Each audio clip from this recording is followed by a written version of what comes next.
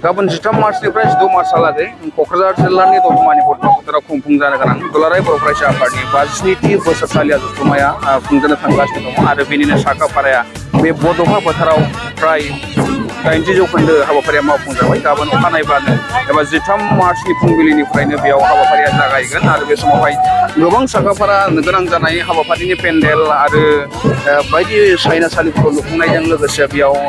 14 March खालि फुंबिलियाव दुलाराय बर' फरायसा आफादनि फिरफिला बिरनाय हाबाफारियाव दिन्थिफुंनो थाखाय बेयाव मार्च पास्ट एबा मार्च पास्ट हान्जा सुरनाय बे हाबाफारिखौ बेयाव मावफुंबाय थानायखौ जों नोंथांमोना नुनो मोननाय जादों। बे समाव केमेरा पार्सन बिथाङा नोंथांनि सायाव दिन्थिगासिनो दङ। जिहेतु 14 मार्चनि फुंबिलि समाव दुलाराय बर' फरायसा आफादनि फिरफिला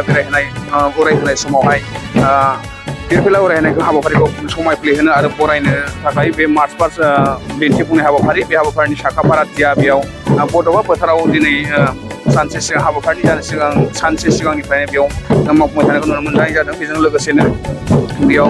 गोनां जानाय हाबाफारिनि गाहाय सायनासालि गाहाय हाबग्रा लामा आरो गुबुन गुबुन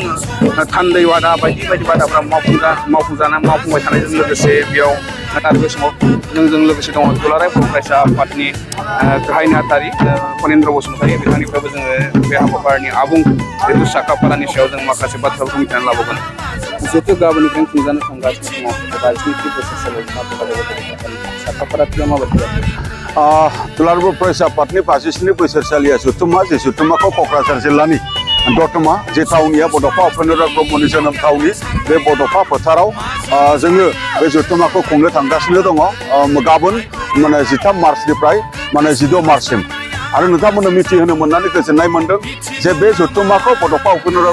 ब्रह्मनि मुङै जोङो बावदों आरो डेडिकेट जोङो खालामदों। बे जथुम्मायाव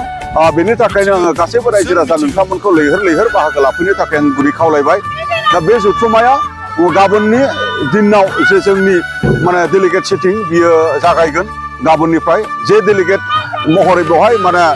गासै 5,000 डेलिगेटफोरा बेवहाय बाहागो लाफैगोन। 1,000 अबजार्भार बेवहाय बाहागो लाफैगोन। गुबुन गुबुन जिल्ला गुबुन गुबुन मेट्रपलिटन इउनिट कमिटि आरो गुबुन गुबुन इउनिभार्सिटि इउनिट कमिटिनिफ्राय दा बेखायनो आङो नोंथांमोननो बे बाथ्राखौ फोरमायदों आरो गाबोननि दिनाव जे जोंनि दुलाराय बर' फरायसा आफादनि माखासे इभेन्टफोर जेरै लिटारेरि कम्पिटिसन स्पर्ट्स कम्पिटिसन आरो कालचारेल देंखो मोसानाय बादायलायनाय हाबाफारि बे हाबाफारिफ्राबो गाबोननिफ्रायनो जागायगोन आरो गेदेमा सुबुंफोरनि मुङै जोङो बावनाय जेनाखि हाबाफारि आलारि बाथि फोजोंनाय हाबाफारि बेबो गाबोननो जागोन। आरो 14 तारिखआव जोंनि फरायसाफोरनि मोनसे गिदिरथार हाबाफारि दङ जे हाबाफारियाव हादरनि सोलोंथाइ मन्त्रि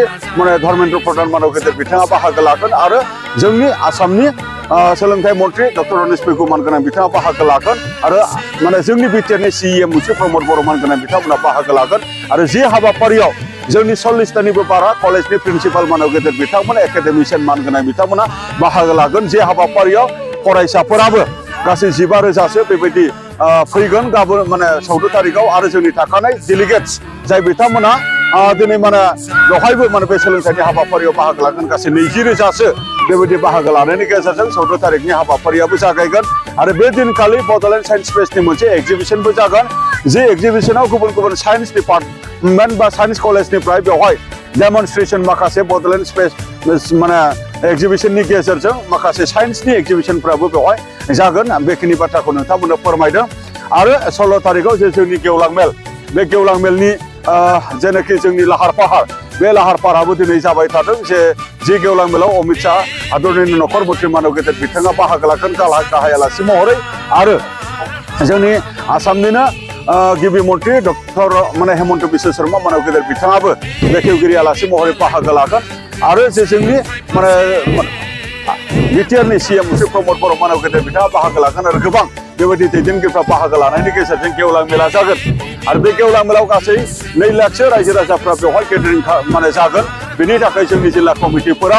दिनै फैनायनि थाखाय लाहार फाहारा अलरेडि जाबाय। बे जोंनियाव खबर फैबाय बेनि अनजिमाया जोंनियाव फैबाय। दा बेनि थाखायनो नोंथांमोनखौ लोबै बे जोंनि दुलाराय बर' फरायसा आफादनि जथुम्मायाव बाहागो लाफैनो खावलायबाय आरो बे गासैबोनिबो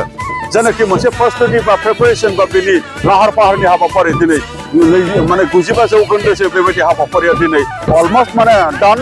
जाबाय। 5 जौखोन्दोसोनि जिखिनि हाबाफारि दङ बे दा हरनि गेजेराव बेयो गासैबो जोबजोबगोन। बेनि थाखायनो नोंथांमोनखौ बे जथुम्मायाव फैनो थाखाय खावलायबाय। दा बेवहाय नोंथांमोना मोनसे खोथाखौ आं रोखा खालामहरनो लुबैदों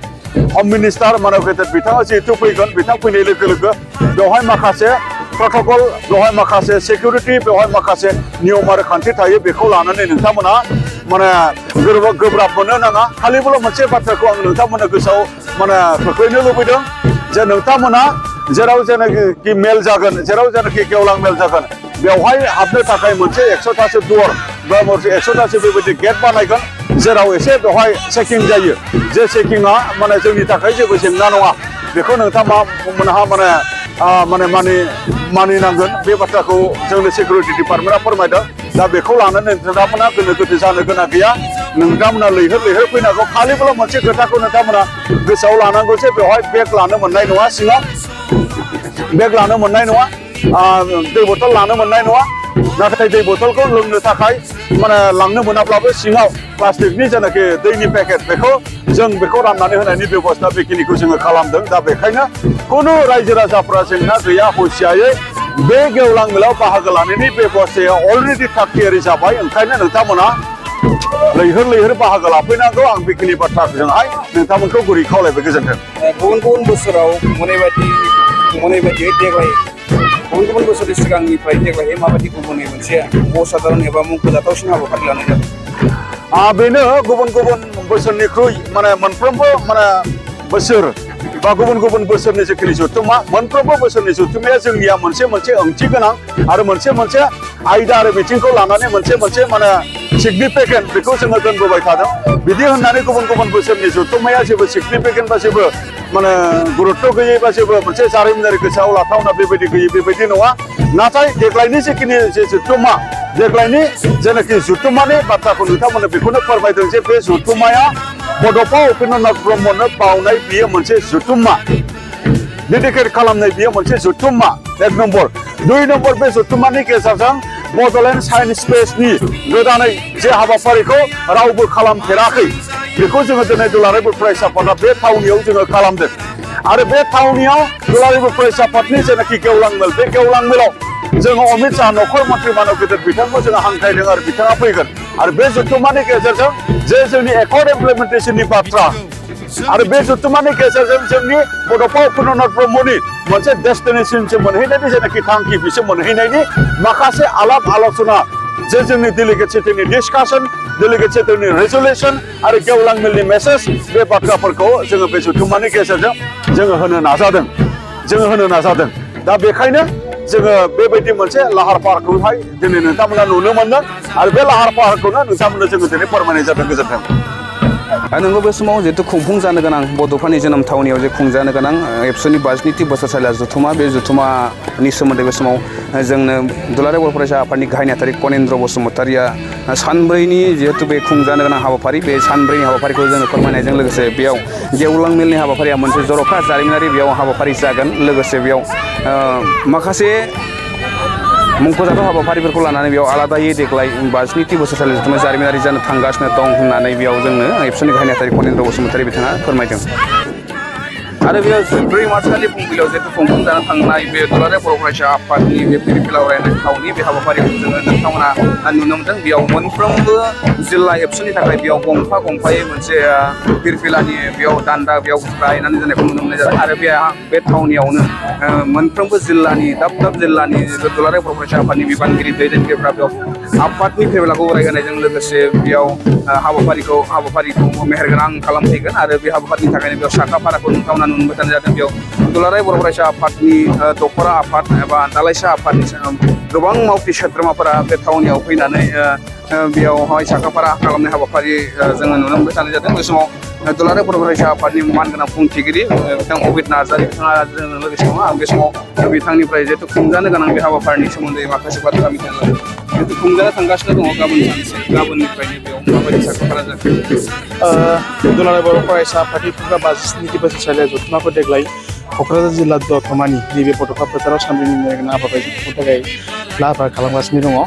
दा बेनि हाबाफारिखौ दानि बावैसो बिटिआरनि मानाव गेदेर गाहाय मावथि सोद्रोमा प्रमद बर' बिथा आरो दुलाराय बर' फरायसा आफादनि मानाव गेदेर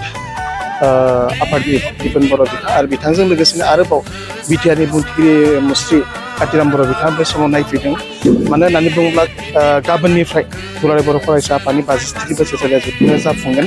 दा बेखायनो बिनिनो 12 थारिख खालि जे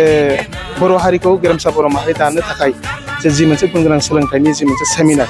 बेखौ 14 थारिखआव लानाय जादों आरो बेखौ लानानै भारतनि सोलोंथाइ मन्त्रि डक्टर धर्मेन्द्र प्रधान बिथाङा बाहागो लाफैगोन आरो बेखायनो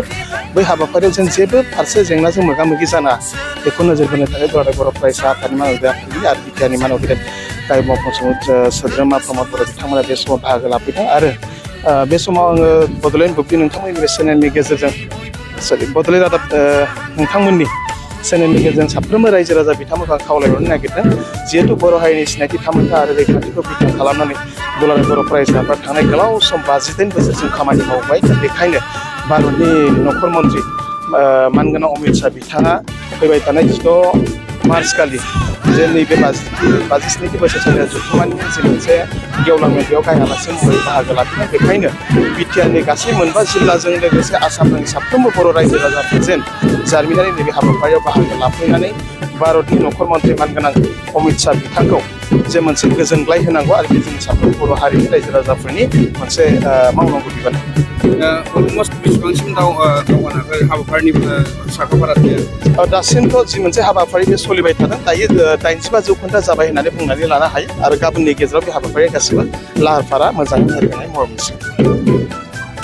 थाखो 5 आरो मेट्रिक आनजाद उथ्रिसार जागोन फरायसाफोरनि थाखाय गोजोनथाव रादाब गोनांथि आरो मोजां खाबुफोरखौ लानानै गुन गोनां सोलोंथाइ होनो नोंथांमोनखौ नेनानै दङ बड'लेण्ड स्टार एकाडेमि क'क्राझारआ 2024 इं मायथाइयाव क'क्राझार थिथागुरि समबाय मावख'नि साखाथियाव गोदानै गायसनजानाय बड'लेण्ड स्टार एकाडेमि क'क्राझाराव 2025-2026 सोलोंथाइ बोसोरनि गोदानै मुं थिसननाया सोलिगासिनो दङ बड'लेण्ड स्टार एकाडेमियाव 6 थाखोनिफ्राय 9 थाखोसिमनि फरायसाफोरा बर' बिजोङाव आरो 11 थाखोनिफ्राय 12 थाखोसिमनि फरायसाफोरा बर' बिजों आरो इंराजि बिजोङाव मुं थिसननो हागोन बेनि थाखाय आर'ज बिलाइ आरो फान्डुलिपि बिलाइगासिनो दङ 11 थाखोनिफ्राय 12 थाखोसिमनि फरायसाफोरनि थाखाय आखा-फाखा आरो रोंगौथि गोनां फोरोंगिरिफोरखौ लानानै साइन्स कमार्स एन्ड आर्टस मोनथाम स्ट्रिमनि सायाव फरायसाफोरखौ गुन गोनां सोलोंथाइ होनानै बायदि बिथिंजों सोरगिदिं जौगाखांनाय लाबोनो साखाफारा क'क्राझारनि थिथागुरियाव थानाय Bodoland star academia Bodoland star एकाडेमियाव मुं थिसननोब्ला बाङाय बेसेनाव मुं थिसननायनि गेजेरजोंनो फरायसाफोरा गाहायाव होनाय माखासे खाबुफोरखौ मोननो हागोन इंराजि सोलोंनायनि खाबु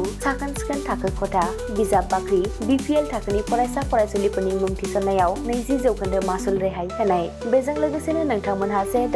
नीट आनजादनि थाखाय बेसेन नाङै फोरोंथाय मान्थलि मक टेस्ट जिउ राहा दानाय बायदि गियानलु आयदाफोरनि उफ्रा सोलोंफारिफोरनि खाबुफोरखौ मोननो हागोन हौवासा आरो हिन्जावसाफोरनि थाखाय मुलाम्फा गोनां मोजां जामुं आरो मोजां थाग्रा खथानि खाबु गोनां हस्टेलनि खाबुफोरखौबो मोननो हागोन बिदिब्ला गोबाव खालामाजासे नोंथाङाबो बड'लेण्ड स्टार एकाडेमियाव थाबैनो मुं थिसननायनि थाखाय सुलाद लादो आबुङै मिथिनो थाखाय जानबुं अनजिमा 6000349997 एबा 7638008149 एबा 6003494371 आव फोनांजाब खालामदो